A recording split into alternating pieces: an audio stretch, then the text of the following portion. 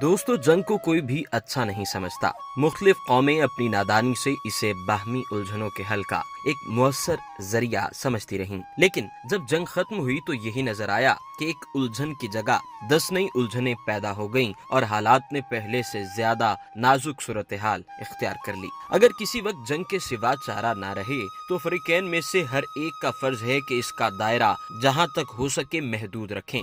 गैर मुसाफी आबादी को कोई नुकसान ना पहुँचे, उनके घर तबाह न हो, कारोबार पर कोई जद न आए, कारोबार पर जद न पड़े। लेकिन हिटलर ने 1939 में जो जंग शुरू की उसने इब्तदा ही से निहायत खौफनाक शक्ल इख्तियार कर ली। इसमें किसी भी फर्द की कोई चीज महफूज न थी। जिस मकाम से जर्मन फौजें गुजरी एक कयामत बर्पा हो गई, बल्कि मफतूहा इलाकों के मुख्तलिफ लोगों पर ऐसी सख्तियां की गईं जिनके जिक्र ही से दिल कांप उठता है। इसीलिए इत्तेहादी मुल्कों के नुमाइंदों ने 13 जनवरी 1942 को ऐलान कर दिया था कि जो लोग तहकीकात के बाद जंग के सिलसिले में मुख्तलिफ जुराइम के जिम्मेदार पाए जाएंगे, इन्हें कानून के मुताबिक सजाएं दी जाएंगी। 20 अक्टूबर 1943 को जंगी जुराइम के लिए एक कमीशन मुकर्रर किया गया।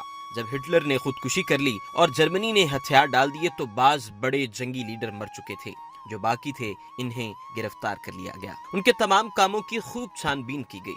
जब पूरी शहादतें दस्तयाब हो गईं तो 4 जजों की एक अदालत मुकर्रर करके जर्मनी के मशहूर मुकाम न्यूरबर्ग में इन पर मुकदमा चलाया गया। 21 नवंबर 1945 से मुकदमा शुरू हुआ। अदालत के इजलास 8 महीने जारी रहे। इसी इसना में 200 गवाह पेश हुए और इन्होंने जो गवाहियां दी वो 50 लाख अल्फाज से कम न होंगी।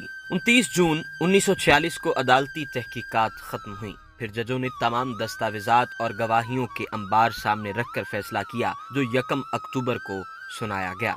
4 जुर्म कायम किए गए थे, यानी नाजी साजिश, जारहाना इक़दामात, जंगी जुराइम, इंसानियत सोज अफ़ाल। 12 मुल्जिमान के लिए फांसी की सजा तजवीज़ हुई। इनमें कोरिंग एरेन ट्रूप, क्वार्टियल वगैरह जैसे बड़े बड़े लीडर शामिल थे। बाज को उम्र कैद या 20-20 साल, 15-15 साल, 10-10 साल की कैद सुनाई गई और सिर्फ 3 को रिहा किया गया। अव्वलु जिक्र ग्रोह को बतारीख 12 अक्टूबर 1946 को फांसी दे दी गई। गोयरिंग ने फांसी पाने से पेशतर ही खुदकुशी कर ली। एक नाजी लीडर जिसका नाम रॉबर्ट ली था, अदालती फैसले से पहले ही खुदकुशी कर चुका था। इसी तरह जापान के जंगी मुजरमों पर भी मुकदमे चलाए गए, जिनमें सबसे काबिले जिक्र शख्स टूजो था, जो जंग के जमाने में जापान का वजीर आजम था।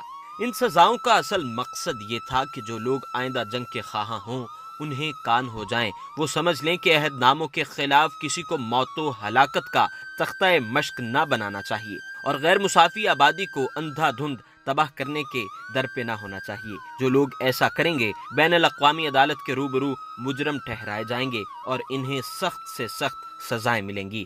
गोया ये सजाएं भी जंग या इसी की हौलनाकियों को रोकने के लिए जरूरी समझी गईं। जंगी मुजरमों के खिलाफ बाकायदा मुकदमा चलाकर इन्हें सजाएं दिलाने का ये पहला वाक़या है। इसलिए न्यूरमबर्ग से बैनुल अक़वामी ज़ाबितों में एक नए ज़ाबिते का इजाफा हुआ।